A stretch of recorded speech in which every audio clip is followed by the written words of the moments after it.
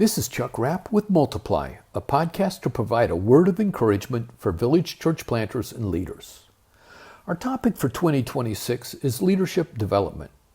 In my previous two podcasts, I shared VCP Director Claude's thoughts about the process of leadership development. Today I want to continue with his insights from that conversation that morning. At this point, I ask him a very important question. How do you discern when someone is ready for promotion? Well, his first response is that he wants to know if someone has an interest in the work, a passion for the work, a sense of God's calling for it. We do not want to promote someone who is only looking for a job. His next point about readiness is an assessment if they have mastered the key tasks or skills required.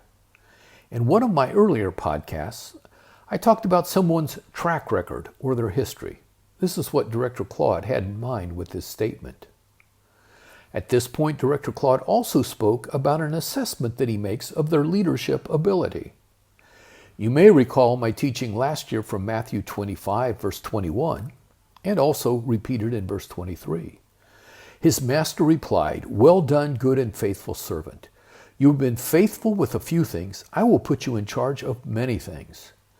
When someone is being considered for promotion, it's important to know if they have successfully demonstrated effective leadership in the past. Director Claude next described the importance of an intentional and keen observation of someone's spiritual and emotional maturity over time. Are they growing in their discipleship? Do they treat others well? Do they know how to interact with people in a healthy way? There is also a very, very important spiritual component to the discernment process involved when knowing when someone is ready for promotion. Director Claude spoke about how someone's name may come to his mind frequently when he's praying. This is firstly a prompting from the Holy Spirit to pray for that individual, and secondly, it may indicate that the Lord has something new for this person. To round out his answer to the question, Director Claude once again returned to his theme of observation.